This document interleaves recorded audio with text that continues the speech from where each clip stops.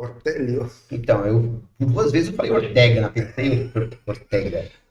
Fala aí, pessoal, tudo bem com vocês? Estamos de volta aqui. Tava com saudade, viu, Diego? Tava com saudade já do pessoal aqui. Estamos ao vivo, 5h26 da tarde, horário de Brasília. Boa tarde para você que está aqui no nosso horário, no nosso fuso horário. Boa noite para você que está em alguma parte do mundo. Aliás, podcast internacional hoje, hein? Internacional é praticamente uma Copa América, aqui é quase isso, né? Quase uma Copa América. Aliás, estávamos falando de futebol antes do início desse nosso encontro. Podemos até falar um pouco depois no final, se for o caso, mas hoje temos assuntos muito importantes para tratar, como sempre. Bom, primeiro saudar você, estamos aqui no nosso Mexeu com Você, Mexeu Comigo, nosso podcast. Espero que você já tenha se inscrito no nosso canal, dá o seu like aí, faz o seu joinha para a gente aqui e compartilhe o nosso conteúdo, para a gente ficar bem grandão e para que a nossa mensagem alcance outras mentes e outros corações. Atice, né? Os algoritmos, para eles ficarem todos oriçados e levarem a gente para mais distante, tá bom?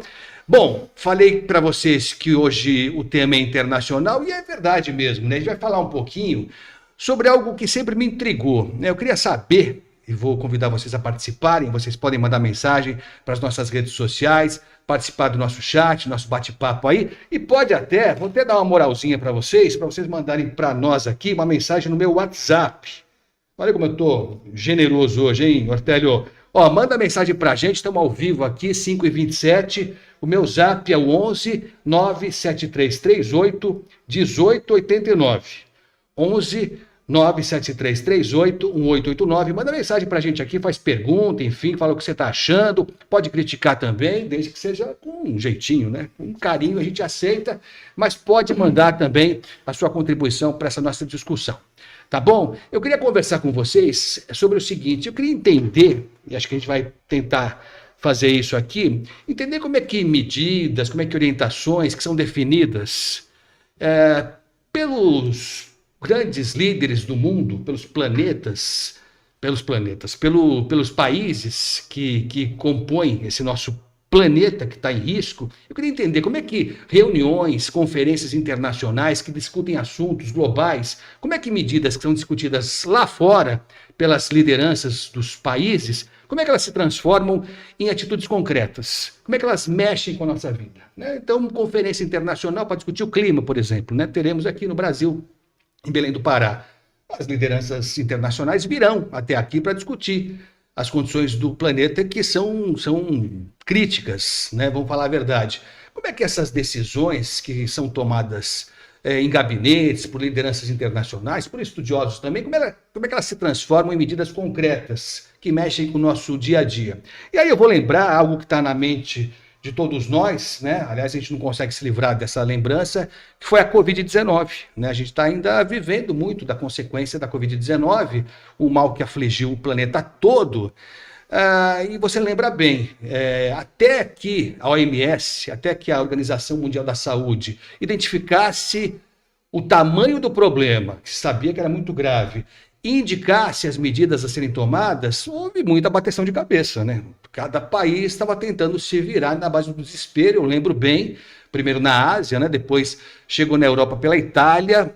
Na Itália houve muitos equívocos das autoridades italianas, porque não havia, né? Não havia um protocolo, não havia um caminho claro a seguir, até que depois a OMS divulgou as medidas, enfim, uso de máscara, não aglomeração, ficar confinado, enfim, e mais do que tudo, a vacina como sendo a solução para evitar situações mais graves, né?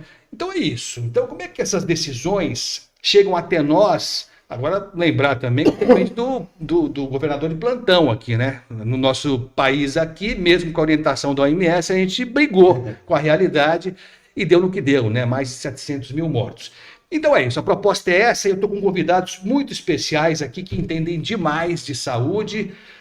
Queria dar meus cumprimentos aqui, boa tarde para o Sérgio Cleto, que é presidente do Conselho Regional de Enfermagem aqui de São Paulo, e tem uma vida toda de trabalho na linha de frente, como enfermeiro no SUS, né, o nosso patrimônio que é o SUS, trabalhou no interior de São Paulo, depois veio para a capital e tem um largo trabalho prestado, foram mais de 26 anos só no Instituto Emílio Ribas, na Santa Casa também, é mestre e doutor em Ciências da Saúde, especialista em terapia intensiva e membro da Associação Brasileira de Nefrologia. Queria te cumprimentar e te agradecer pela presença aqui, é um prazer ter você aqui com a gente. Boa tarde a todos. Eu que agradeço, Agostinho. É uma imensa honra poder estar aqui hoje, podendo estar do lado de pessoas tão importantes, pessoas ilustres internacionais, Otélio, doutora Daiane, Diana, e poder estar contribuindo aí com esse podcast maravilhoso. Mexeu com você, mexeu comigo, e como você disse, eu tenho toda uma história dentro das instituições de saúde hospitalares, são duas referências de saúde dentro da cidade de São Paulo, tanto a Santa Casa de São Paulo, a qual foi onde eu iniciei as minhas práticas de enfermagem, e o Emílio Ribas, onde eu construí toda uma história.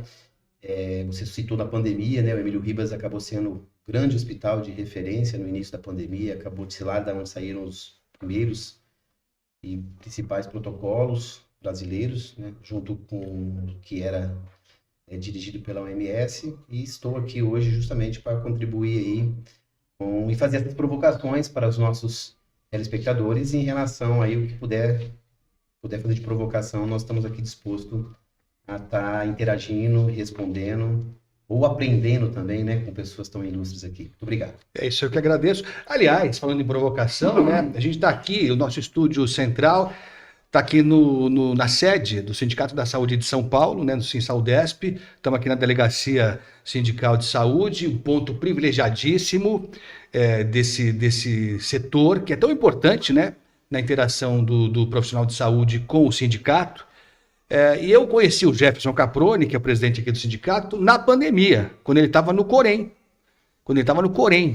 E é interessante que a gente recebia várias denúncias, né? Eu estava na Bandeirantes na época, e tinha denúncia contra o Corém, contra a fiscalização que era feita ou não era feita pelo Corém. E foi aí que eu conheci o Jefferson, no meio desse tiroteio todo, porque naquele momento ali todo mundo estava aprendendo, né? Tava todo mundo tateando, né? Não havia um protocolo, algo já pré-definido. Então a gente vai falar um pouquinho sobre isso também. Claro. Te agradeço pela presença.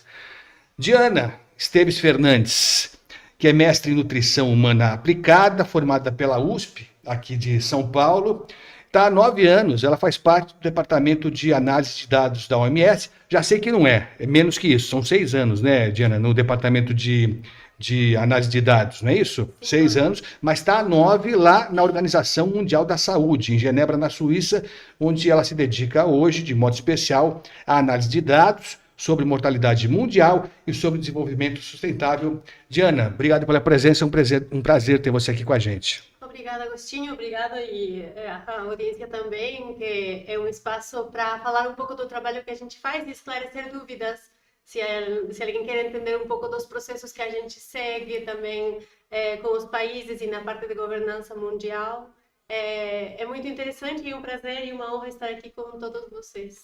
A Diana fala muito bem português, né? Mas não dá para esconder aquele sotaquezinho, né? Que vem de casa, né? Vem da pátria mãe. Você de onde é, Diana? Eu sou equatoriana, nasci em Quito, que é a capital, a 2.500 metros de altura. E aí, bom, a história é longa, mas aí você veio para São Paulo, para o Brasil, para estudar na USP, não é isso? Sim, eu cheguei aqui em 2004. E em 2015 eu fui para a Suíça com um fellowship, uma bolsa, e eu tô lá, trabalhando. Que bacana, muito legal. Tem uma latino-americana lá dando pitaco, é isso mesmo, né? Isso é legal demais, né? A gente fez recentemente uma cobertura aqui ao vivo, que me deu muito orgulho, direto de Genebra, na Suíça, com a conferência, a 112ª conferência da OIT, que foi muito legal. Aliás, vou falar o que eu já falei várias vezes aqui, a imprensa convencional brasileira, não sei no Equador como é que foi, no Brasil deram de ombros para essa conferência. A cobertura foi ridícula, para não dizer que foi quase nenhuma. A imprensa convencional trata alguns assuntos relevantes como se fosse qualquer coisa. Acho que discutir direito de trabalhador não interessa. para a empresa. Acho que não é relevante você discutir a relação capital-trabalho, discutir, por exemplo, em relação à pandemia, os agentes biológicos. Acho que isso não interessa para a imprensa convencional, não é muito legal. Nós aqui transmitimos ao vivo, inclusive com a presença do presidente Lula. Então, é muito legal a gente saber como é que funciona isso, como é que tem uma voz do Equador lá. É lógico, cada um na sua, né? Cada um com o seu papel e tal, mas estudando dados, indicando caminhos, isso é muito legal. Vamos falar bastante sobre isso também. Aliás, quem estava lá em Genebra, na Suíça, durante a OIT, conferência, é o nosso Ortélio Palácio, que é assessor de assuntos internacionais da Força Sindical. Essa conferência desse ano, de 2024, teve a presença, como sempre tem, né, Ortélio? É um encontro tripartite, como dizem, né? Você tem empresários, você tem representantes dos governos dos países todos, são 187 países, algo por aí, e você tem a presença importante de trabalhadores. E nesse ano a delegação brasileira foi capitaneada pela Força Sindical. E o Ortélio estava lá, né, empunhando a bandeira dos trabalhadores, não só aqui no Brasil agora, apesar do sotaque dele revelar que ele não é brasileiro, é de coração, né? Não é de nascença, mas representando os brasileiros, os trabalhadores do mundo, na verdade, né, Ortélio? Obrigado por ter vindo, é um prazer ter você aqui com a gente. Muito obrigado, Agostinho. Muito obrigado mesmo por esse convite para esse importante processo aqui de comunicação do Sim Saúde e do movimento sindical. Queria saudar a nossa amiga Diana, da OMS, que a gente conheceu em Genebra, e estou muito feliz de poder compartilhar com ela esse momento tão importante aqui no Brasil. O nosso querido presidente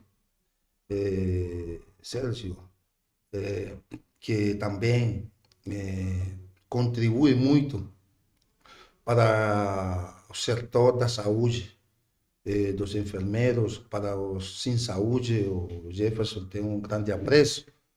E agradecer também ao presidente Jefferson, né, pelo convite em todo momento importante do sindicato, mas também reconhecer nele um grande dirigente, uma grande liderança comprometida com os interesses, com os trabalhadores, e o papel relevante que o Jefferson, em nome do setor e da categoria da saúde e da enfermagem, teve no ano passado e especialmente esse ano na conferência da OIT.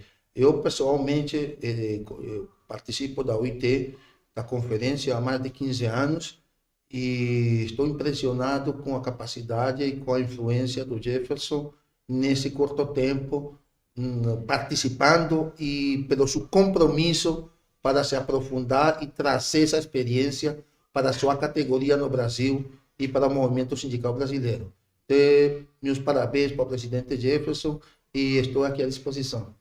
Legal. Lembrando também, né, que quem capitaneou a delegação brasileira esse ano lá em Genebra, na OIT, foi o Miguel Torres, né, presidente da Força Sindical, que estava lá presente, fez um discurso forte, inclusive, chamando a atenção para esse problema dos agentes biológicos, né? Que, lógico, isso existe já há muito tempo, na área da saúde nem se fala, né? O contato do profissional da saúde com ambientes infectados, enfim, com pessoas que estão doentes, enfim, isso é um risco que não é de hoje, mas que ficou muito evidenciado durante a pandemia, né? Então, isso fez com que a OIT colocasse como um dos pontos essenciais esse ano, na conferência, a discussão de medidas que vão conter essa infecção, esses problemas que provocaram mortes, né? Mais do que tudo, foram centenas de profissionais da saúde que morreram durante a pandemia. Ortélio, você é argentina domingo, é isso? Na final da Copa América? Não. Eu estou ansioso para que esse jogo aconteça domingo, seja amanhã, e espero que a Colômbia, depois de 61 anos, possa conquistar um segundo título da Copa América, e estou com certeza que, assim como eu sou visto a camisa do Brasil quando o Brasil está jogando com outro time. Espero que todos os brasileiros estejam domingo vestindo amarelo, azul e vermelho. E a camisa do Rames Rodrigues. Vestirei. Vou torcer para o Rames Rodrigues. Espero que a Colômbia consiga o objetivo desse grande jogo domingo. Espero que seja um grande jogo, independentemente de qualquer coisa. São dois grandes times, a Argentina e a Colômbia, assim como o Brasil também eu acredito, a melhor seleção do mundo hoje. E para mim continua sendo o Brasil, apesar das dificuldades. O futebol é assim. Você é muito gentil, você é muito generoso. Tem época que não dá, mas já tem. O Brasil sempre será o Brasil. E eu vou torcer domingo para que a Colômbia represente muito bem, não só o futebol colombiano, mas que represente também o futebol brasileiro e o bom futebol da América. Camisa amarela, afinal de contas. Nós teremos. É isso aí, tamo junto aí, né, Sortelho? Colombiano, equatoriana e um brasileiro aqui de São Paulo, Sérgio? Aqui de São Paulo, interior. Interior de São Paulo.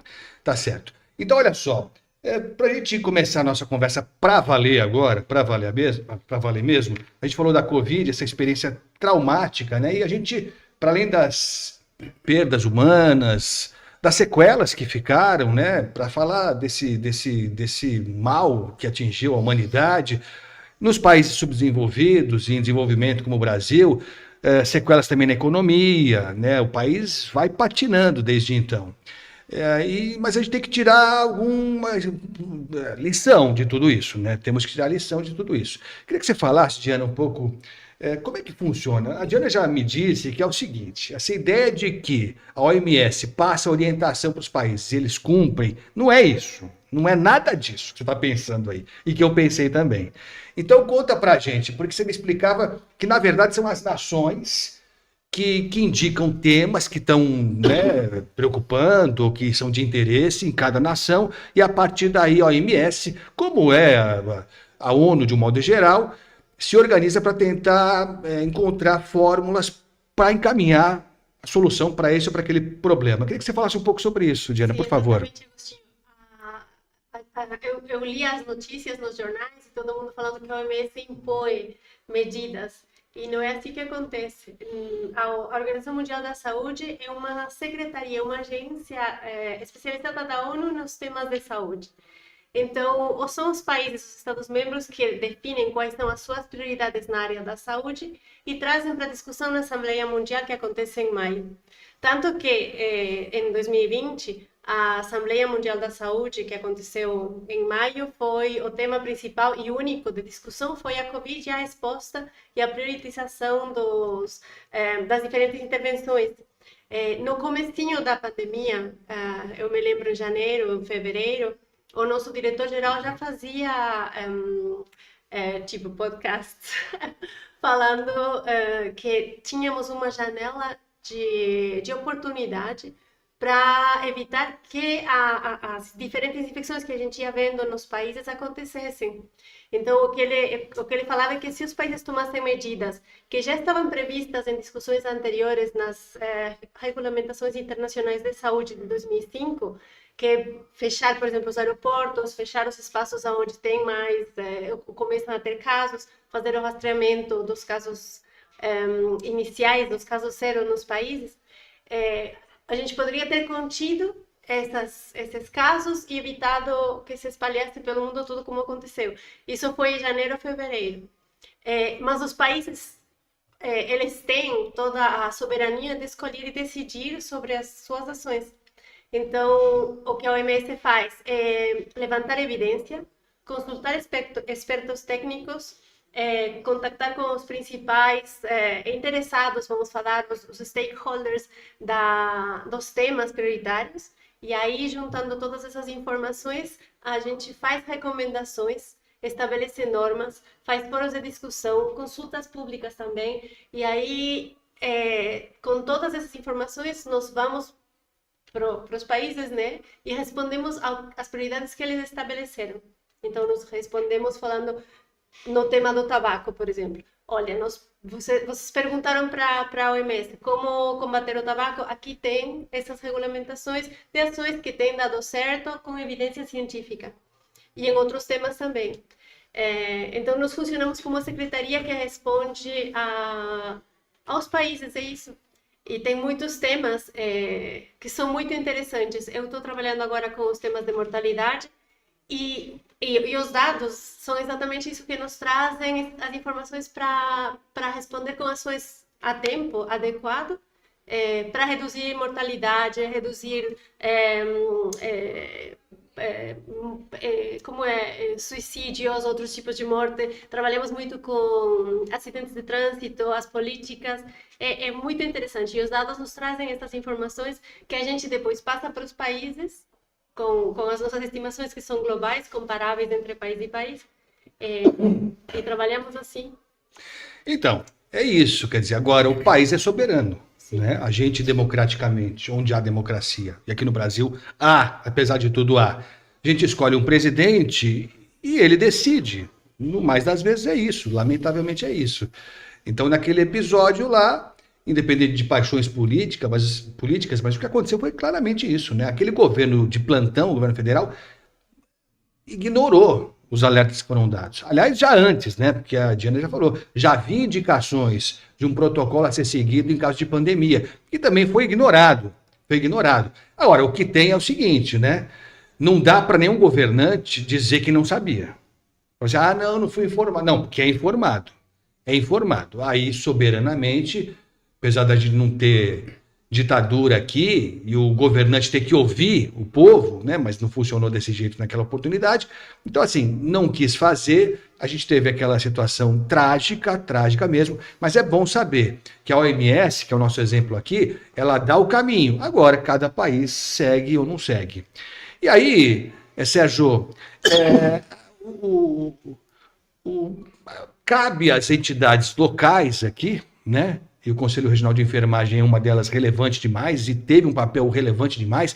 Aliás, eu não lembro de ter ouvido falar tanto do Conselho Regional de Enfermagem como naquela época. Natural também, né? Natural. Mas isso serve para a gente valorizar esses organismos no período de pandemia, mas também não só, né? Porque ele está aí para fiscalizar o nosso dia a dia, com pandemia ou sem pandemia. Mas eu queria saber de você não era presidente à época, mas já fazia parte, enfim, acompanhou tudo muito de perto. Foi também um período de choque para todo mundo, né? De não saber muito bem que caminho tomar, né? Com certeza, Agostinho. Não diferente de qualquer outro segmento da sociedade, seja em qualquer esfera, o Conselho Regional de Enfermagem, ele está dentro do segmento da saúde, onde a principal atividade dele é a fiscalização das atividades do profissional de enfermagem. E no momento, nós somos hoje em 650 mil profissionais de enfermagem só no estado de São Paulo. Na época, pouco mais de 600 mil profissionais de enfermagem. E todos os profissionais de enfermagem praticamente ficaram na ativa, né? Na época, eu era da instituição, uma instituição de saúde, nós cancelamos férias, recrutamos as pessoas que estavam de férias, todo mundo ia trabalhar, porque era um movimento de quantidade. E os profissionais iam ficando doentes também. Então, e a quantidade de leitos, simplesmente, eles não dobraram, eles ficaram. Eles ficaram 10 vezes maior pela quantidade de paciente que chegava na época. E isso implica diretamente numa atividade não corriqueira, corriqueira nossa, na época diferente, que uma das principais atividades é ver justamente o dimensionamento do profissional de enfermagem. Uma das atividades de fiscalização nossa é ver se o profissional está em sobrecarga de trabalho, se ele está em condições adequadas para exercer o trabalho, certo? Então, faz parte do conselho fiscalizar isso. Então, como você disse, ficamos em evidência porque os nossos profissionais estavam em evidência, né? Os outros estavam em casa, mas os profissionais de saúde, o pessoal do jornalismo e alguns outros que tinham que estar mostrando, uns atendendo e outros dando a cobertura, nós nunca tivemos a bandeira vermelha, né? Nós sempre tivemos atuando, né? E como que a gente ia conseguir fazer a fiscalização e as denúncias que iam caindo, chegavam na imprensa, se não tinha como resolver o problema? Por exemplo, ninguém planejou, por mais que a doutora Diana falou que podia se prever uma pandemia a qualquer tempo, mas não foi previsto, não foi adequadamente feito a forma como deveria. Eu, no Emílio Ribas, tive alguns inícios de possíveis pandemias que a gente ajudou a atuar e não aconteceu, como foi na época do SARS, né, no Ebola. Então, foi feito a contenção e não evoluiu como evoluiu a Covid. Então, essa experiência a gente tinha, mas no momento não tinha como. Os profissionais estavam sobrecarregados, eles tinham, assim, muito mais pacientes do que no cotidiano. E o que eu poderia fazer? Eu ia fiscalizar o profissional, eu teria que puni-lo eticamente, porque ele estava trabalhando fora das condições. E punir a instituição, ou notificar a instituição junto ao Ministério Público que ela não estava dando condições. Mas eu pergunto, qual é a instituição na época que tinha condições de dar adequada condições de trabalho? E qual era o responsável da enfermagem que tinha condições de dar a quantidade de profissionais de enfermagem, sendo que na época a gente via todo mundo recrutando todos os profissionais de saúde, não tinha profissional de saúde, não tinha. Então realmente tinha denúncia, porque o profissional tinha que desabafar e tinha que pedir socorro. E ele acionava o conselho, a gente não está conseguindo dar conta, é muito paciente para pouco profissional. Só que como que você ia? E as minhas fiscais, as minhas, na época, as fiscais do conselho, elas também estavam em restrição. Do mesmo jeito que ninguém podia, nem a visita podia entrar no hospital, elas também não podiam. Né? Lembra um jornal? Ninguém podia entrar no hospital, inclusive elas. Então, essas denúncias, elas, ainda hoje, a gente trata elas, porque todos os processos que foram abertos, eles têm que ser, né, todo processo aberto, ele tem que ser tratado. Até hoje a gente ainda trata denúncias desse tipo, só que hoje o entendimento é que foi um momento nunca visto. Então, hoje o Conselho entende que a gente tem que entender a época, as condições que existia, tanto para o profissional como para a instituição. Não é fazer vista grossa, não é colocar nada embaixo do tapete, certo? Às vezes aconteceu, principalmente que a enfermagem, muitas vezes, Agostinho, a gente fala muito da pandemia no momento da doença, mas eu gosto de falar que a enfermagem teve um papel lindo nesse momento, maravilhoso, de destaque, mas o protagonismo da enfermagem nem foi no momento da pandemia. No meu entendimento, o momento de protagonismo da enfermagem foi na vacina. Foi na imunização, porque essa foi a verdadeira contenção que foi feita depois da doença instalada. E quem que vacinava? As pessoas. Esse profissional, todos os outros estavam envolvidos no atendimento ao doente, mas na imunização, praticamente exclusivo da enfermagem. E ali também houve muitas denúncias, porque imagina todo mundo querendo tomar, qualquer erro, as pessoas filmavam, você não está dando injeção de ar, lembra daquelas... Sim. Então, a gente também viveu um momento de denúncias muito fortes em relação ao Corém, junto à pressão popular em relação ao anseio à vacina, e não tinha suficiente, tá? E até hoje a gente trata essas denúncias, mas sempre também lembrando que hoje a gente entende, a gente avalia esses profissionais observando o cenário da época, não hoje. É diferente eu avaliar hoje, eticamente, um profissional, se isso acontecer na atual circunstância, no atual momento, e eu ter que avaliar esse cenário na época de pandemia. Não tem dúvida. Chegava muita coisa, né? Todos nós, jornalistas, a gente foi bombardeado por denúncias. A maioria delas é consistente mesmo, porque houve muita negligência, por desinformação e por descaso também das autoridades. Muito por descaso das autoridades. Mas não foi uma, não foram duas, não foram 3 vezes, Sérgio, e a gente foi atrás para falar com profissionais da enfermagem, e não é correto isso, mas isso demonstra essa postura heróica mesmo desses profissionais. Eles confirmavam que não havia EPI, que não tinha, que eram obrigados... Olha só...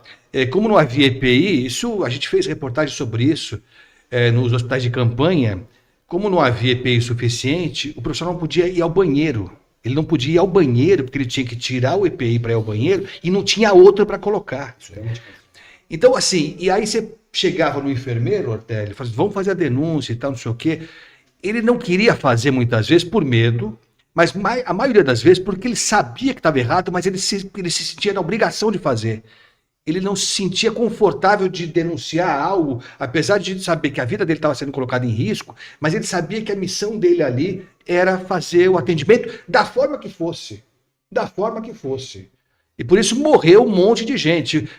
Quais são os números? Você tem de cabeça, Sérgio? Tem, assim, exatos não, mas foram mais de 800 profissionais de enfermagem. Que morreram. Você falou centenas, mas de profissionais de saúde. Mas eu acredito que se a gente somar os profissionais de saúde, são milhares. Milhares, né? Fora o sequelado. Foram 800, mas a gente sabe, sempre esse número é subestimado, né?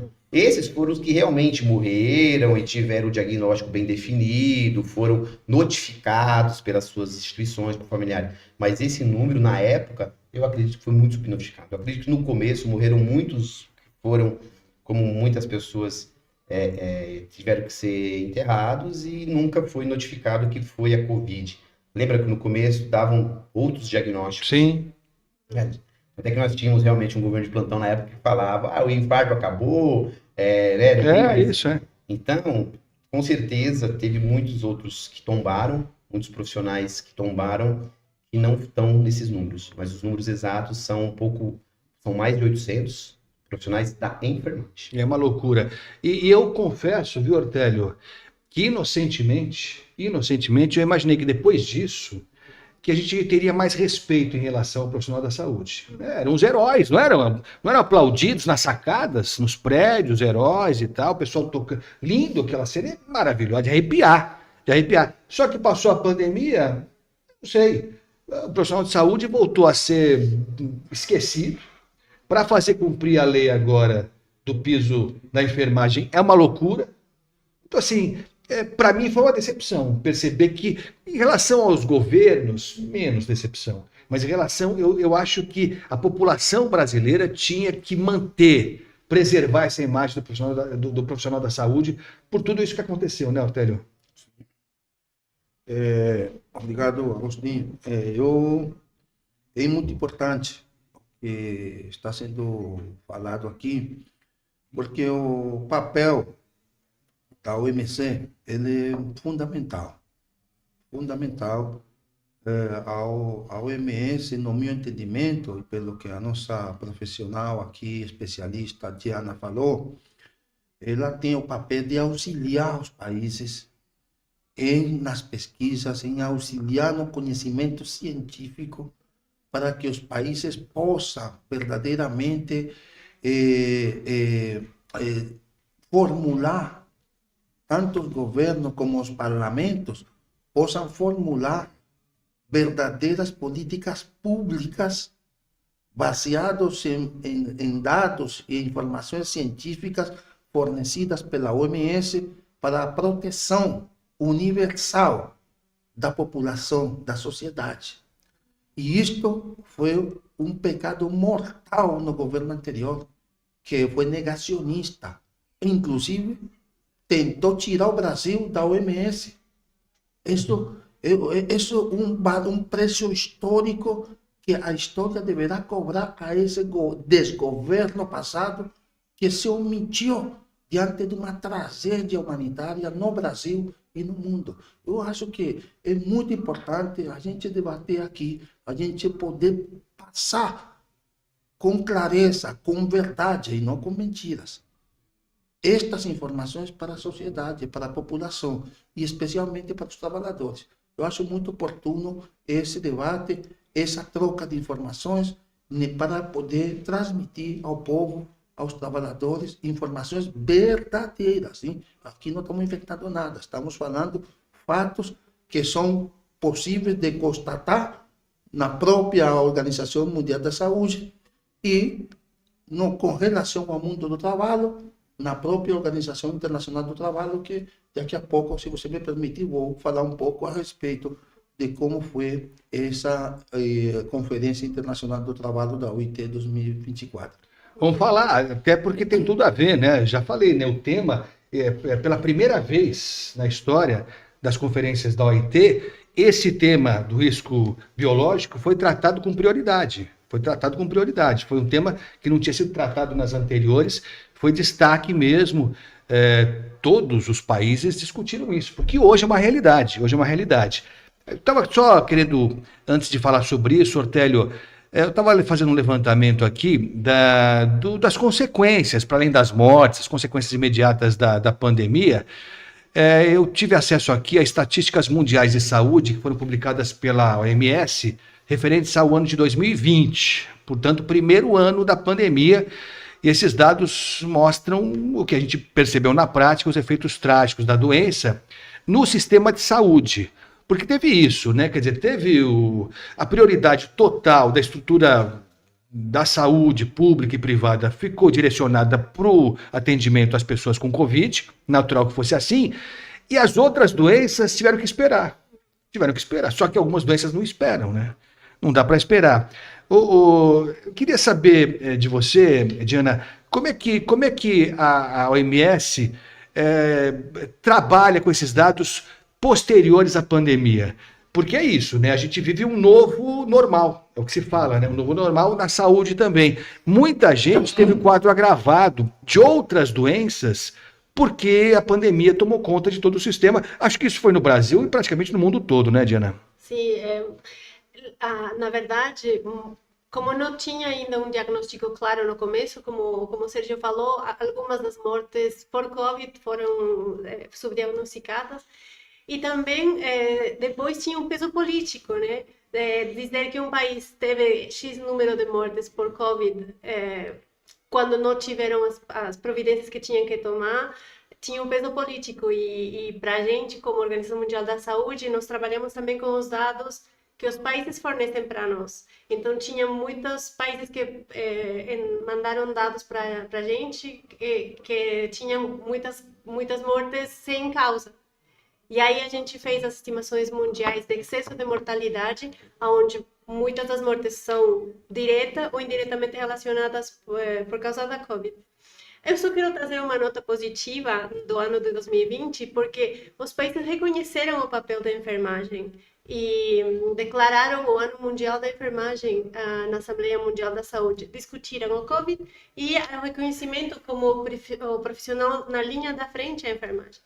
Então, eu queria trazer esse dado importante também, porque 59% dos profissionais da saúde são os enfermeiros e as enfermeiras que trabalham na linha da frente. Eu estava vendo os meus dados também, 27,9 milhões de enfermeiros existem no mundo, de profissionais da saúde, de enfermeiros, e desses 19,3 milhões são enfermeiros e enfermeiras reconhecidos com diplomados, né? E mais ou menos uns 6 milhões são auxiliares e técnicos de enfermagem. Então, é um grupo profissional bastante importante. É uma legião, né? É muito importante, é muito relevante isso mesmo, né? E eu tenho dúvidas. Não, importante esse registro que você fez, né? Porque datas são importantes. Eu defendo datas, medalhas, troféus. Eu acho que isso esquenta o coração, né? Acaricia a alma. No ano seguinte, em 2021, a Assembleia declarou o ano 2021 como o ano de todos os profissionais da saúde. Mas eu acho que o reconhecimento para a enfermagem ficou muito claro que foi a primeira profissão reconhecida nessa resposta à pandemia. Sim, sim. Não, e foi o pessoal que matou no peito mesmo, né? Resolveu e não havia, graças a Deus, né? Graças a Deus, porque senão a tragédia seria maior. Mas é triste, eu lamento profundamente que a gente tenha, não sei se você sente isso, Sérgio, não dá para dizer que é geral, né? Não dá para a gente generalizar quase nada, mas eu acho que falta ainda que esse reconhecimento, né, que foi tão claro, tão evidente durante aquele período, se transformasse em coisas concretas, não é mesmo? Você não acha isso? Sim, como você disse, tanto é que nós seguimos muito os nossos lemas, nas nossas pautas, que a gente, junto com o sindicato, destaca-se aí o papel do Dr. Jefferson Caproni em relação a essas lutas pelas pautas da enfermagem e da aproximação, né, que hoje a gente acompanha junto os trabalhos do Conselho, junto com o Fiscal, que são entidades que buscam a melhoria profissional, mas instituições diferentes, mas todos em prol do profissional de enfermagem, só que o sindicato são os profissionais da saúde, mas tem os profissionais de enfermagem envolvidos, então nos interessa estar sempre nesse apoio. E nessas lutas, na época, Agostinho, a gente sempre sentiu no início que houve um reconhecimento das lideranças políticas, houve um reconhecimento da sociedade. Eu acho que do reflexo do reconhecimento da sociedade existe na lembrança. Mas, por exemplo, hoje ela não toma partido como tomava na época. Na época ela batia a palma e defendia. Hoje ela lembra, reconhece que a enfermagem é importante. Eu acho que pode falar que teve algum legado positivo, que eu acho que não teve na pandemia, mas em relação a isso, a gente tem isso. Dos políticos, a gente acha que teve também um reconhecimento maior do que tinha na época, porque até então, antes, eu posso falar com tranquilidade aqui que parece que o único profissional da saúde que era reconhecido era o médico. E nós somos muitos profissionais de saúde, nós estamos falando de enfermagem, fisioterapia, nutrição, psicologia, e biomedicina, tem o pessoal do laboratório que faz o diagnóstico, mas acredito que depois nós temos mais profissionais para isso. Mas traduzido em resultados para a categoria, não houve. Acredito que a gente conseguiu dar andamento no piso, foi uma conquista que eu acredito que foi alavancada pelo protagonismo da enfermagem, mas não houve, não nos traduziu hoje em números, em resultados realmente de reconhecimento, como a gente gostaria, como a gente esperaria pela valorização desse contexto que eu estou falando, tanto político como da sociedade. E detalhe, eu sou obrigado a falar aqui como um profissional na época. Patronal, nunca reconheci. Não me lembro de patronal ter tido, de fato falar. Reconheço muitas vezes a sociedade ter reconhecido e ter tido destaque. Reconheço que muitos políticos entendem o trabalho da enfermagem, e ganhamos muito adeptos. A enfermagem não tinha pauta política, hoje ela tem. Né? Temos poucos profissionais da enfermagem na política, mas nós temos muitos políticos que defendem nossas pautas, isso em virtude da pandemia. Mas a tradução seria se os patronais também reconhecessem isso e desse a valorização nossa no que realmente a gente espera, que é salário, condições de trabalho. Nós temos 2 leis, não é uma lei, nós temos 2, nós temos tanto a lei do piso, como a lei também do descanso, e ambas são ignoradas por muitas empresas que deveriam estar seguindo unicamente a lei. A gente não pede nada que não seja o segmento da lei. Mas aí eles conseguem distorcer o entendimento. Patrão é patrão, velho. Patrão é patrão. Pode ser o dono da empreiteira, como pode ser o dono do hospital. Lamentavelmente, é um patrão, é um empresário que está vendo o cifrão na frente dele. Eu não sei por que investe no hospital, é porque dá dinheiro, né? Seguramente vai dar dinheiro. Eu estava participando, acompanhando, só à distância, ouvindo uma conversa esses dias aí, aqui no sindicato. É bom estar no sindicato porque você ouve umas conversas que você não ouviria se estivesse no outro local. E era o representante de um grande hospital. Grande, mas grande, viu? Grandão aqui de São Paulo. E estavam argumentando e tal, a dificuldade de pagar insalubridade. Insalubridade, difícil, insalubridade. Quer dizer, o cidadão tem que morrer lá infectado e tal, e tudo bem, né? Não tem, ainda discutem a aposentadoria especial, né? Então, querem discutir a aposentadoria. O cidadão fica exposto a vida inteira dele a bactérias, a vírus, a tudo. E vão discutir se ele tem que se aposentar antes ou não. Olha que dúvida cruel, né? E aí esse representante desse grande hospital falou assim, mas não dá, pô. Você vê só, eu tenho um grande hospital, que eu não vou falar o nome dele, que é bem grandão, e a gente tem no nosso grupo um outro hospital menor. Então, se eu der insalubridade no grandão, eu tenho que dar no pequeno, e o pequeno não dá. Mas espera um pouquinho só, O salário do enfermeiro do grandão, o salário do enfermeiro do pequenininho é o mesmo do grandão? Não, não é.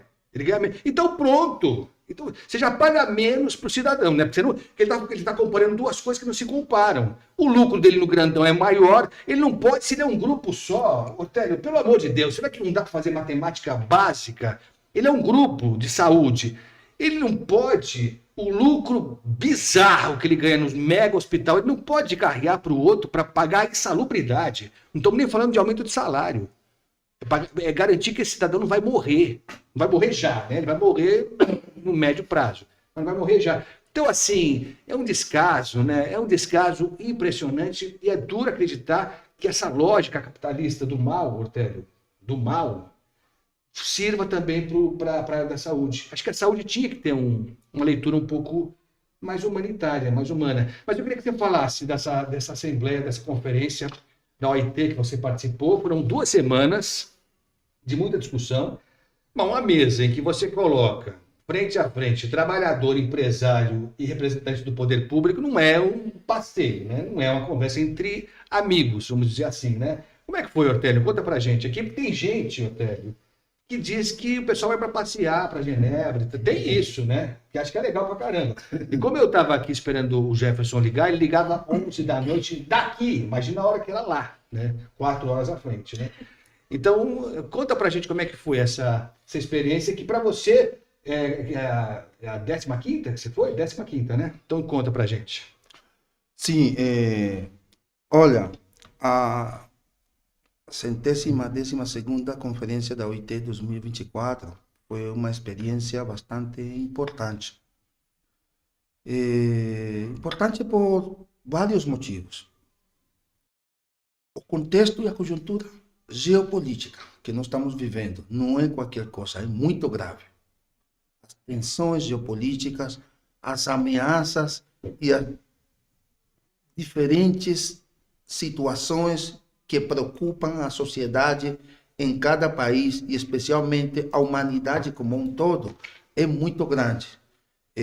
Com essas tensões geopolíticas por um lado e por outro lado pela própria dinâmica e a velocidade como processo de globalização, de mudanças econômicas, de mudanças tecnológicas, de mudanças de novos conhecimentos científicos, tudo isso sobrecarrega a mente humana. E a sociedade, a humanidade está cada vez mais apreensiva com todo esse contexto que, em muitos aspectos, é positivo, mas que tem uma carga muito pesada que pesa muito nas costas da sociedade, principalmente nas costas das pessoas menos favorecidas, das pessoas mais pobres, e por causa que essa dinâmica global, essas mudanças tecnológicas e essas mudanças econômicas e científicas, elas acabam gerando um impacto muito negativo e grave na grande maioria da população, que são os pobres, a questão do desemprego, essa questão da saúde. Cada vez mais você vê uma precariedade maior no setor público, porque muita gente que vai ficando desempregada acaba sobrecarregando o sistema público, muita gente não consegue pagar o sistema privado. Então você vê que esse processo ele acaba verdadeiramente criando muita tensão na pessoa humana. E essa tensão na pessoa humana se converte em muitos problemas de saúde mental, em muitos problemas de desagregação da família, etc, etc. Então, esse é o contexto, é nesse contexto hoje que aconteceu a Conferência Internacional do Trabalho. E ela foi importante por quê?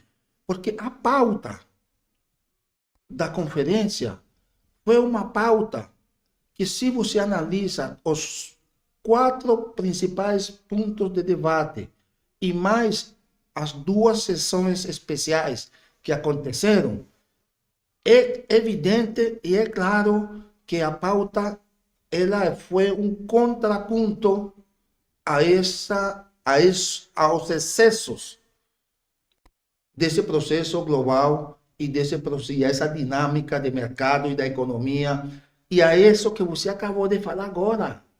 Não é só a cabeça do empresário brasileiro, é a cabeça dos conglomerados mundiais, das multinacionais, dos super ricos. Essas pessoas só pensam em ganhar e ganhar e ganhar e ganhar. Não há limites. E sobre a base de precarizar e precarizar e precarizar e precarizar a vida das pessoas. Não é só de um simples trabalhador desse ou desse setor. As pessoas estão cada vez mais precarizadas porque o acúmulo, a concentração de renda é muito grande.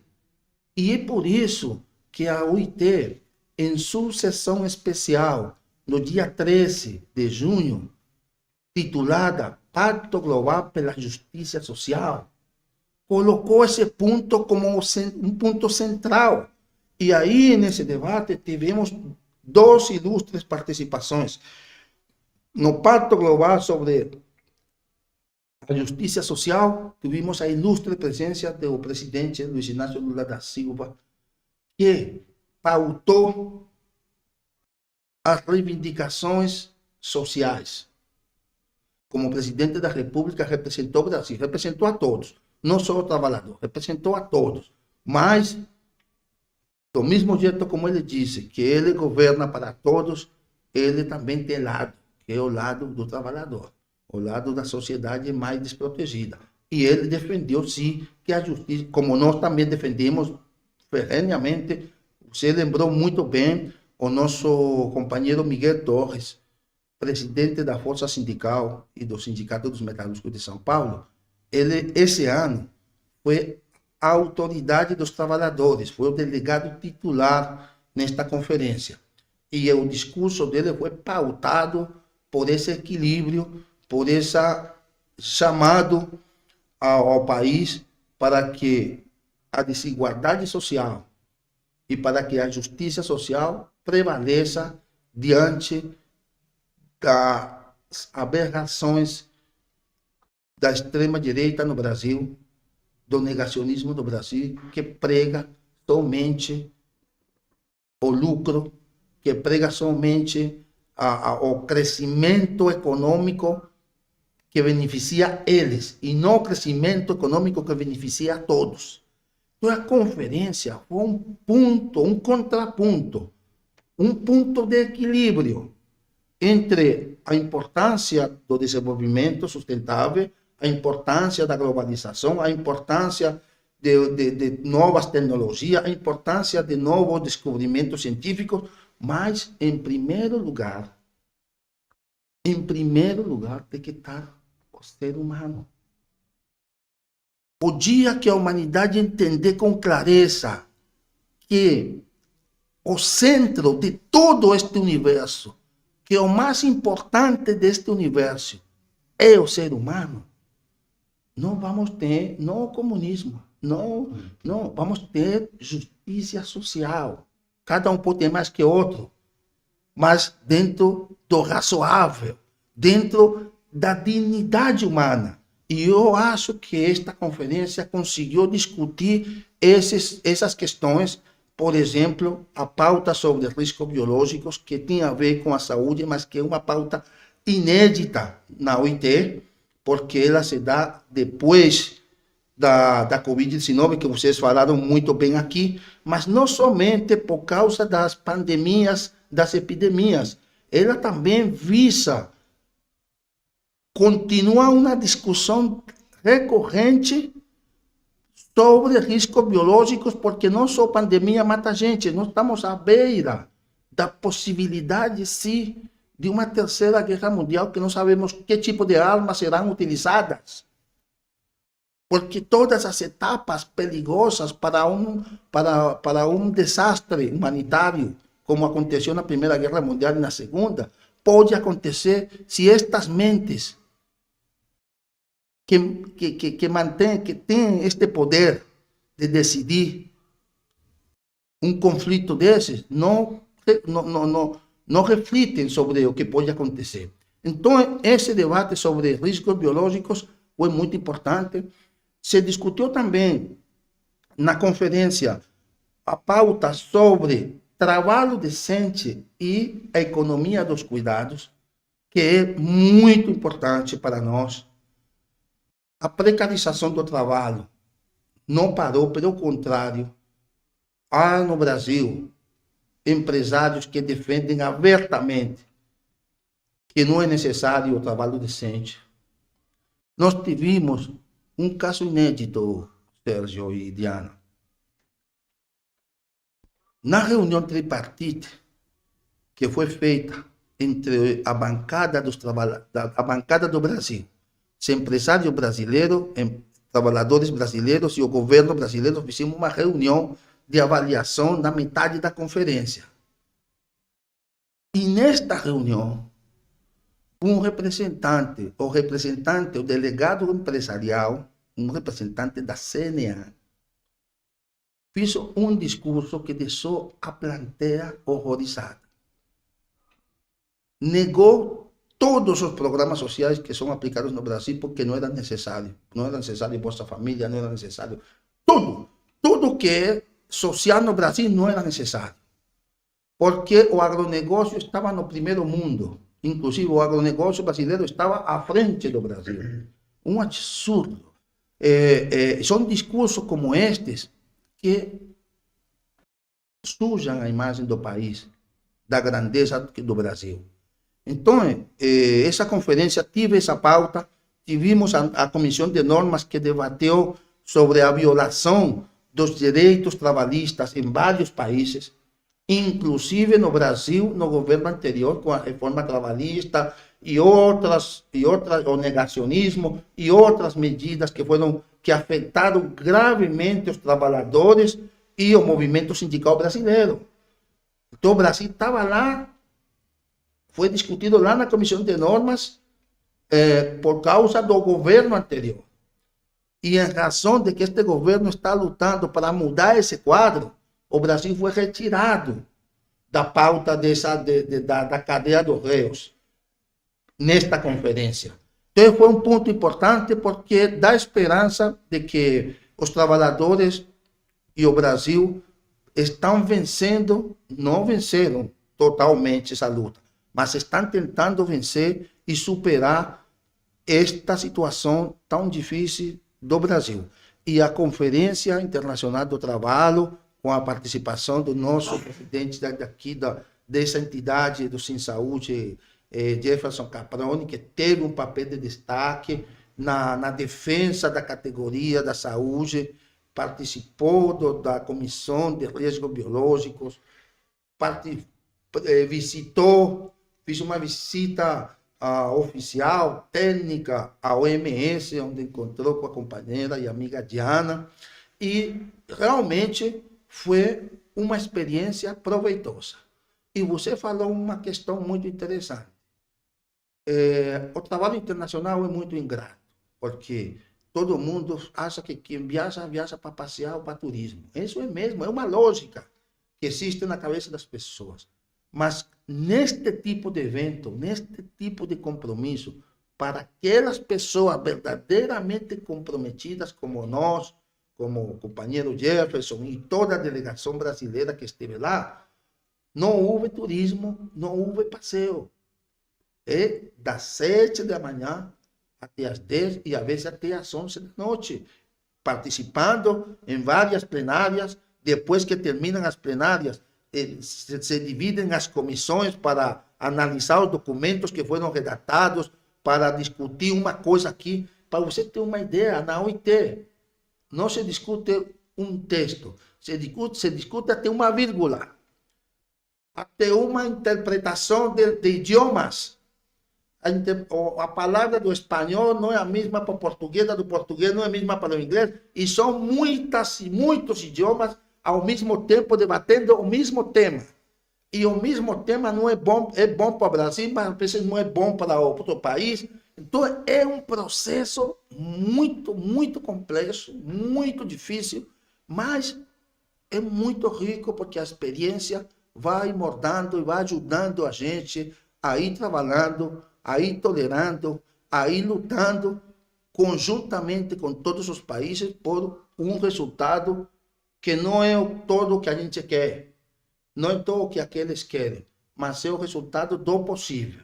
E o resultado desta 112ª conferência, na nossa opinião, na opinião do nosso presidente Miguel Torres e da delegação brasileira, foi positivo.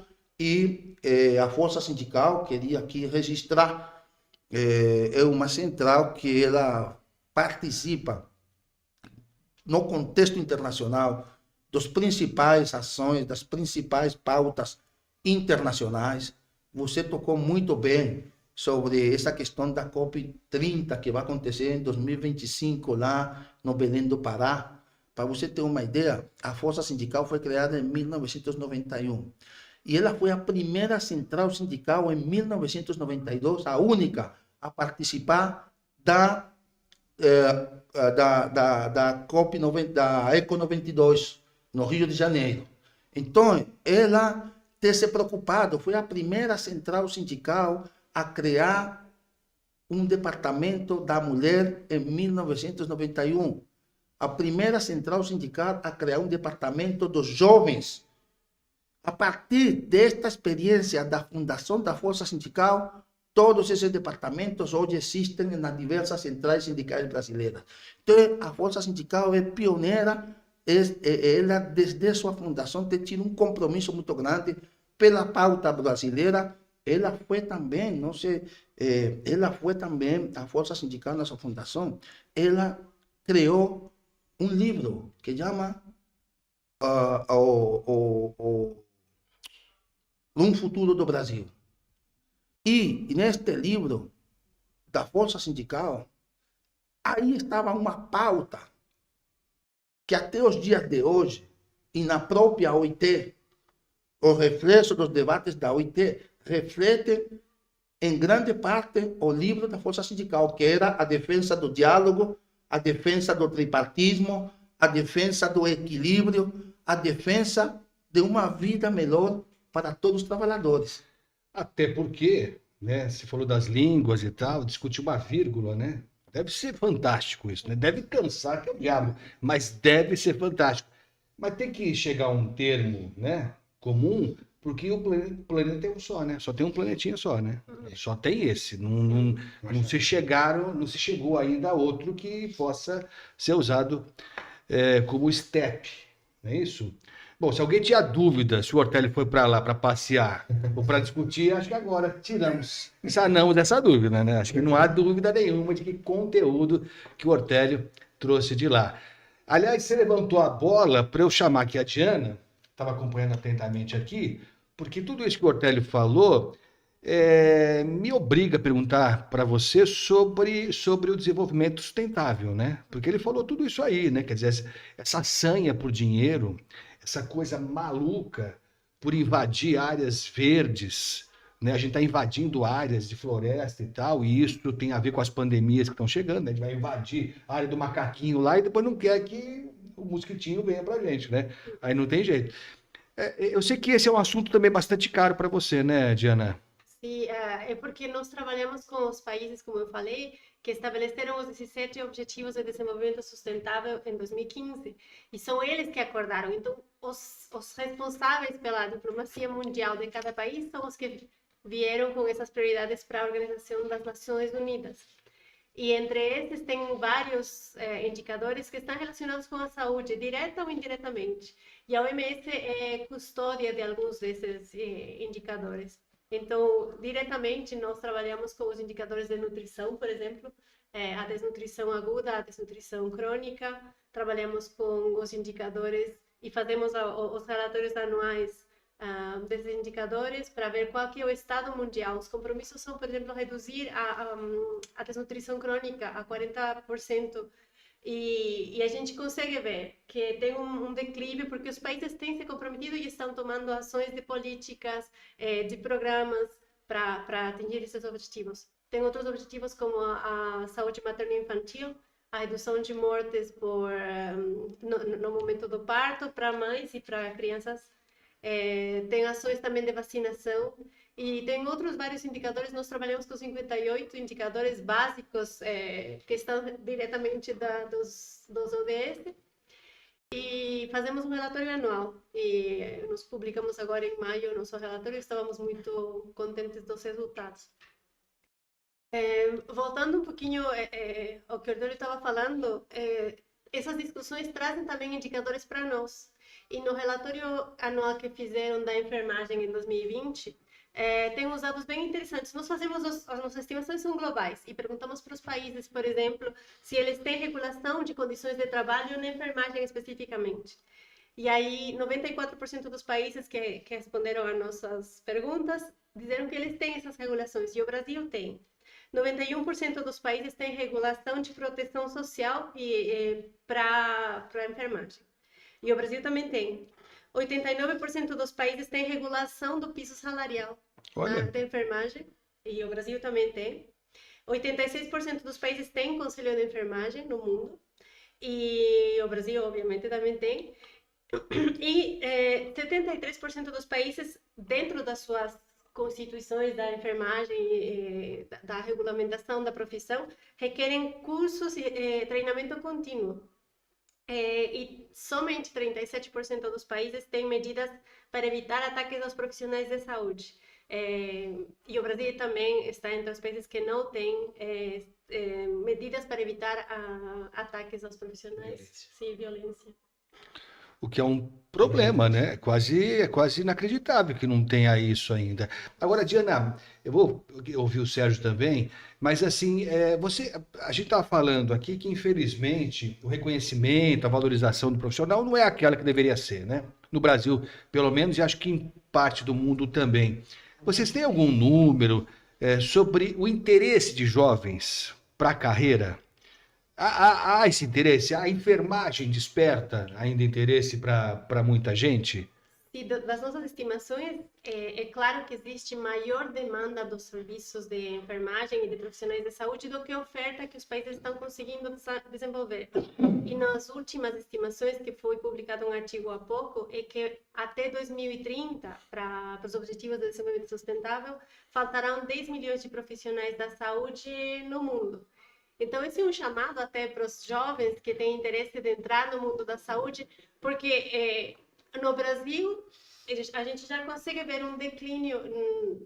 Desde 2014 tinha sempre um pouquinho mais de profissionais de enfermagem, segundo os números que eu tenho, mas a partir de 2020 começa a cair um pouco. Então, talvez precise fazer mais promoção, oportunidade, apoio também à juventude que não consegue entrar nas universidades ou nos centros de treinamento técnico, para ampliar esse portfólio de trabalhadores de saúde que são necessários precisamente para continuar com os objetivos de desenvolvimento sustentável. Quer dizer, isso podia ser A gente tem várias leituras desse número, né? Quer dizer, temos menos profissionais de saúde, de enfermagem, do que o necessário. E o que vai ser necessário daqui para frente. Então, isso é preocupante. De outro lado, isso é um caminho para a juventude aí. Olha, temos vaga para enfermeiros. E no mundo, 1 de cada 8 enfermeiros que estão trabalhando na profissão de enfermagem trabalha fora do país onde eles nasceram ou onde eles estudaram. E muitos países, especialmente os países que têm uma população mais velha, requerem profissionais de saúde com capacidades técnicas para que venham trabalhar e cobrir esses espaços. Porque também no nosso cálculo é profissionais de saúde que estão terminando a carreira e estão prontos para a aposentadoria. Sim. E no Brasil, a maioria dos profissionais de saúde, da enfermagem, perdão, estão entre 35 e 55 anos de idade, neste momento. Então, se a gente pensa daqui 10 anos, a gente tem que engajar jovens profissionais para que se mantenham. Sim. Agora, ok, o cenário é promissor, digamos, como carreira, só que precisa ter alguns atrativos, né? Porque senão é melhor você vender batata, com todo respeito, na feira, do que você se expor a risco e tal. Eu não concordo. Não concorda? Porque a vocação dos profissionais da saúde, me desculpem quem fez enfermagem, ou medicina, ou nutrição, ou psicologia por outras razões, mas eu acho que é o serviço das pessoas. Então, se você entra na profissão de saúde, você não encontra uma coisa mais gratificante do que isso. Lógico que sim, eu quero saber que esses profissionais são reconhecidos da sua vocação, também com os benefícios que têm direito, né? Sim. Aí, Sérgio, aí, ó, tua carreira está em alta, né? Temos vaga para enfermeiro, mas e aí? Esse estudo da OMS, da OPAS, que em 2030 teremos uma falta de 10 milhões de profissionais, remete ao começo do podcast. é um aviso, antecipado de uma tragédia. Se isso acontecer, espero que não aconteça, mas foi dado a mensagem, 10 milhões de profissionais em 2030, se houver 10 milhões de profissionais de saúde em falta em 2030, a pandemia do Covid é fichinha pro número de mortes que vai ter. As pessoas vão morrer não é por um vírus, uma bactéria, é por falta de atendimento. Vai ser pior. O cenário vai ser muito pior. Imagina as pessoas indo para uma instituição com qualquer doença e elas vão morrer porque não tem profissional para atender. Então, esse é um alerta que a OMS e a OPAS fez, que se os governantes não tomarem medidas para poder melhorar isso, é a mesma coisa que a gente falou. Olha, uma pandemia pode acontecer a qualquer momento. Vocês estão preparados? Depois acontece isso e vem de novo a mensagem. Ninguém nos avisou. É que no Brasil ainda tem um bom número de... Mas eu tô falando de mundo. Sim, Todo no mundo. mundo inteiro. No Brasil tem ainda um número mais ou menos. Hoje eu tive uma reunião e estivemos falando com o pessoal da República Centro-Africana. Eles têm 322 enfermeiros registrados em 2020. Tem, É humano. o país do Senegal tem 1.200 enfermeiros registrados. Mas Eu vou na mesma linha, só para Por favor. naquela mesma linha. Nós temos um crescimento vegetativo no Corém, São Paulo, de 6%. A gente tem uma previsão aí de ter até 2030, menos até 1 milhão de profissionais de enfermagem só em São Paulo. Então, o crescimento vegetativo nosso tem mostrado, é um pouco mais atrativo. Acredito que um pouco da melhora foi em virtude do movimento do piso, que a gente mexeu muito com as redes sociais. E a pessoa que tem uma vocação que ela quer, ela fala, poxa, eu vou lá porque lá tem um piso, é uma garantia. O brasileiro ainda busca um emprego, né? É uma coisa que tenha o pagamento mensal. O jovem, ele é muito tecnológico. Então, o sistema COFEM Corém, nós fizemos uma campanha em maio, que é o nosso mês, justamente para poder falar de tecnologia em saúde. Que a tecnologia, ela está vindo muito forte, mas jamais ela vai substituir o ser humano. Mas ela vai ajudar muito. Já se vê hoje, telemedicina, tantos aparatos. Então, a gente tentou mostrar para o jovem que tem tecnologia. Às vezes, eu não vou porque não tem tecnologia. Não tem muita tecnologia. Eu acredito que onde tem mais tecnologia é E na o Brasil saúde. está na ponta da tecnologia. Então, pode o jovem, tipo assim, achar que não vai ter tecnologia? Tem. Você vê os leitos de terapia intensiva, parece que você está dentro de um negócio da NASA. Tá? Agora, uma das coisas que ela colocou, que eu preciso afirmar aqui que é verdade, eu, como presidente do conselho, eu que assino as transferências, quando a pessoa quer ir para um outro país, ela leva o nosso registro. É assim que funciona. Então, para ele ir para outro país, ele tem que levar uma autorização. E quem dá autorização para profissão de enfermagem do Estação sou eu. Eu recebo, Agostinho, uma média de 60 pedidos de transferências por semana. Nossa, De profissionais de enfermagem do Brasil que estão indo embora. muita coisa, não é? É muito. É muito. Mas por quê? As Provavelmente. pessoas por quê? Olha, eu acho que se eu fosse um jovem sem família, é atrativo. Porque o mundo hoje não tem mais distância, né? Com a malha da aviação, com a internet. Você fala com quem você quiser, a qualquer momento. Tipo assim, não existe mais distância em quilometragem, né? Você está perto de todo mundo hoje. O atrativo é cultural, é ousadia, mas o maior atrativo realmente é o financeiro. Países como o Canadá, Estados Unidos, eles pagam muito. E alguns países da Europa pagam muito melhor do que aqui. E ir num programa, por exemplo, que o Corém São Paulo fez com o Quebec, que é um estado do Canadá, e com garantias, onde tem uma chancela, onde nós assinamos com ele, tanto é que nós vamos lá, ou esse ano que vem, ver quais são as condições, que se realmente tudo que está no contrato foi dado, porque senão tem muita situação. Houve uma denúncia esse tempo atrás, falando que os que estavam indo para a Europa, através de um projeto que a gente fez com o COFEM e a Alemanha, eles estavam lá em maus tratos. A gente foi lá, nós não, o COFEM foi lá para identificar. Os do acordo estavam todos felizes, mas existia pessoas que foram para lá sem ser por essa via, que realmente chegaram lá e acabaram sendo maltratados. Tráfico, né? Praticamente um tráfico de enfermeiros. Só tem que digamos saber ir também, né? E tem. Então, se tem processo seletivo muito bem feito, o pessoal da Alemanha, eles vêm aqui, dão um curso de 6 meses de alemão, entendeu? Pago por eles. E depois eles levam, eles empregam a pessoa. Tem todo um acordo. E por que eles estão fazendo isso? Porque eles estão preocupados com a falta de profissional. Que eu fico preocupado porque o Brasil não está. Então pode ser que sim, a gente tem um número grande hoje, mas em 2030 o nosso profissional está lá nos países de primeiro mundo que a gente pode considerar, e a gente fica refém do nosso profissional que está atendendo fora. O que eles estimam para cobrir a demanda de 10 milhões, mais ou menos, nos próximos anos, é um crescimento de 8% por ano no mundo. E o Bem governo nós. está mais baixo. E olha, E diga. nós o que nós crescemos em São Paulo, Exato. porque o São Paulo é o estado que melhor paga. Então é isso. Quer dizer, se São Paulo está perdendo mão de obra, né, nessas condições e tal, você imagina outras áreas mais remotas do Brasil, né? E aí me ocorre aquela discussão que aconteceu, que tinha um quê de ideológico, né? Muito de preconceito e tal, quando o governo Lula decidiu fazer o acordo do Mais Médicos, né? Trazendo médicos cubanos.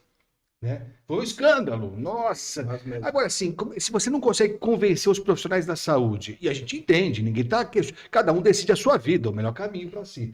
Mas como é que você abastece com mão de obra de qualidade regiões mais afastadas do país? Como é que você consegue? Não tem, né? Não tem. Nós temos com protocolos, a gente tem uma luta incessante do enfermeiro prescrever medicação com o protocolo. Ninguém quer entrar numa área que não é nossa. Um protocolo, como o IDP, que existe muito bem na África, que é um protocolo do Ministério da OMS, justamente por causa disso. E quem é o médico que está cuidando das vilas ribeirinhas da grande Amazônia? Não tem.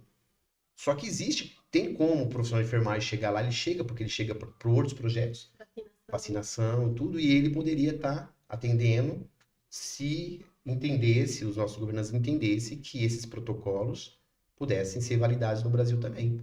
Entendeu? Mas daí vem o Conselho Federal de Medicina e fala, não, enfermeiro não pode prescrever, farmacêutico não pode. Não é prescrição. Isso não vai valer para o pronto-socorro de um grande hospital aqui de São Paulo, para um grande... Não é para esse... As pessoas não entendem que não é para valer aqui. É para valer aonde a população mais carente precisa de um profissional, entendeu? E não tem um médico. Exatamente. Quando vinham os médicos que a gente fala cubano, eles não iam trabalhar aqui nos grandes centros. A gente não via eles aqui. A gente só via eles nos lugares onde nenhum médico queria estar. Não via na região metropolitana. Então, tinha uma pessoa que tem mas ainda. lá no Grajaú, lá no Jardim Ângela, tinha. Então, e resolviam. Famílias que nunca tinham visto um médico na vida. A Sônia, que trabalha em casa lá com a gente, da família, mora em Mauá. Mauá, não é tão longe assim. Dificuldade enorme com médicos. Chegou um cubano lá. Ela falou no dia seguinte, eu estranhei que eu não tive dificuldade de entender, mas ele é tão gentil, ele é tão afetuoso, se apaixonou, porque depois de muito tempo tinha um médico lá para atender uma comunidade. Então não adianta a gente ficar com discussões burocráticas, né, tentando discutir o sexo dos anjos, quando a gente precisa salvar pessoas. Né? E uma das primeiras ações que podem ser feitas é o que o Sérgio falou. Enfermagem tendo a capacidade de fazer diagnósticos e receitar é importante. Em vários países já estão fazendo coisas assim, por exemplo, para audiometria, para exame visual, e que chegam em missões em lugares mais afastados. E sobre essa questão da imigração de mão de obra que vocês estavam falando, eu queria contribuir no seguinte: eu tenho viajado por muitos países aí do mundo e eu tenho conversado com algumas pessoas latino-americanas, várias nacionalidades.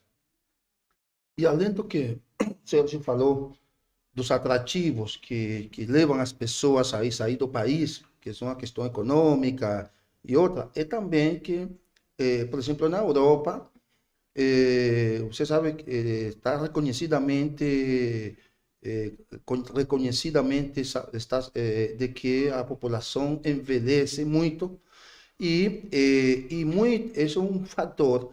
E eles precisam de certa mão de obra qualificada em várias ramas, e isso a pessoa pela internet, pelas formas de comunicação que nós temos hoje, todo mundo fica sabendo. E também, nesses países mais desenvolvidos, hoje no mundo, a profissão, às vezes, ser enfermeiro lá, não é uma profissão já que a pessoa, muitas vezes, ele quer mudar de um outro patamar para ganhar mais dinheiro ou para ter uma vida melhor. Então, o que a gente considera que é um bom salário para um enfermeiro na França, para o francês, já não é um bom salário. Mas para o brasileiro, puxa vida, está sonhando com esse salário. E tudo isso se converte em atrativos para as pessoas irem para esses países. Lembra na década de 90, quando a gente teve a migração dos japoneses para o Japão, né? Eles iam lá para fazer a mão de obra quase escrava, achando que estava ganhando muito salário, mas na verdade para lá era o pior salário do mundo. É isso, acabou. Acabou, Diego. Vamos até. Acabou, né? Não, temos muito assunto, muito assunto. Ó, o prazo é 2030, não é? Tem coisa pra caramba pra fazer, né? Sim, e uma questão que a gente não falou é a questão do gênero, né? Sim. Porque na enfermagem, 90% das profissionais são mulheres. E quem entra como auxiliar de enfermagem são mulheres que não têm condições para estudar mais por causa de filhos, de família. Então, qualquer medida que seja feita nas discussões do sindicato, dos conselhos, que tenha em vista a questão de gênero, ajuda muito. Então, se quisermos manter mais profissionais da saúde, enfermeiros, para suprir a demanda que existe, acho que tem que ter também algum tipo de proteção social para as mulheres, para manter nos estudos e para ter acesso, né, à capacitação e a crescimento profissional. Eu estava vendo esses dados também porque fiquei surpresa que no mundo inteiro 70% dos profissionais de saúde e do setor social são mulheres, mas só 25% dos cargos de liderança são ocupados por mulheres. Então, o meu chamado aí, já que a gente está fechando, é para as mulheres entrarem nesses espaços de liderança, procurar as oportunidades de crescimento quando elas se sintam preparadas, e para os homens que estão em liderança também abrir espaços para as mulheres e dar oportunidade, e especialmente nesse mundo dos cuidados, né, da prestação de serviços de saúde, que as mulheres somos maioria. É isso.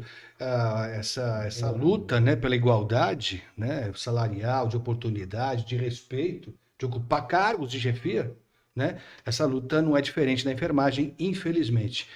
Diana, obrigado, viu? Foi uma alegria ter você aqui com a gente. E a primeira de uma... Você viu? Foi difícil? Foi bem legal. Legal, então tá bom. Para nós também. Volte sempre, tá bom? Sérgio, obrigado, viu? Pela sua presença, foi muito bacana. Eu que agradeço, Agostinho. Imensamente, vou usar o seu jargão aqui com provocar os nossos profissionais de enfermagem, né? Para as enfermagem, o Corém São Paulo é amigo, é parceiro do profissional de enfermagem. Tá? Junto com o sindicato, a gente está numa luta intensa para poder conquistar as nossas pautas que são históricas e merecedoras. Então, o recado é, mexeu com você, mexeu comigo. Boa, é isso aí. E tem que quebrar essa barreira, viu, Ortélio? Esse receio de procurar sindicato, de procurar conselho regional, de categoria, entendeu? Eles querem isso.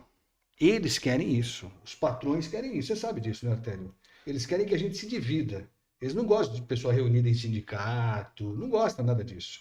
E estão nadando de braçada com isso. O dia que o trabalhador perceber, né, perceber o quanto ele tem, eu não vou dizer a ganhar, mas a garantir, né, os seus direitos, porque estamos falando de garantir direito, não é nem para grandes voos. Para garantir direito, eu acho que essa lógica muda, né, Ortélio? Obrigado por ter vindo, foi uma alegria ter você aqui.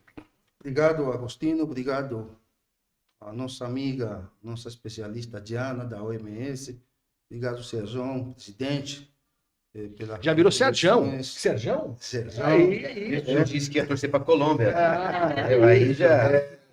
Pela sua contribuição aqui, e realmente, Agostinho, eu vou agradecer muito a você por esse papel comunicador que você tem no Sindicato da Saúde, mas isso é um exemplo para o sindicalismo também brasileiro.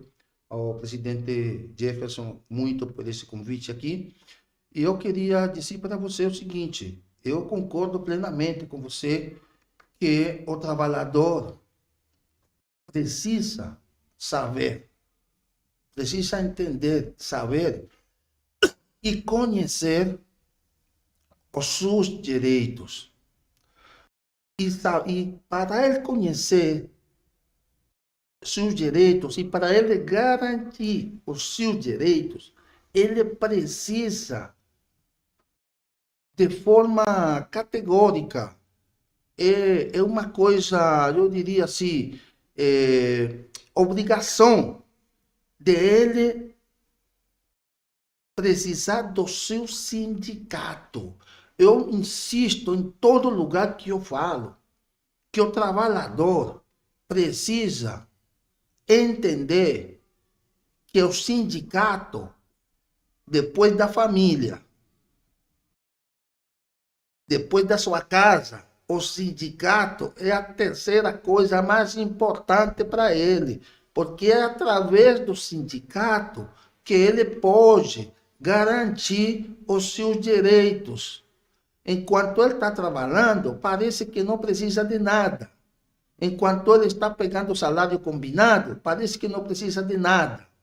Mas ele não percebe que daqui a pouco o patrão vai dizer que está quebrando, que a coisa está ruim, e o primeiro a ser atingido vai ser ele, o trabalhador. E se ele não está unido, ele não consegue defender seus direitos. E o sindicato, outra coisa, perdão com a extensão, que o trabalhador precisa entender, é que o sindicato não é o Jefferson, não é a diretoria. O sindicato é ele próprio, o trabalhador. Porque sem trabalhador não há sindicato.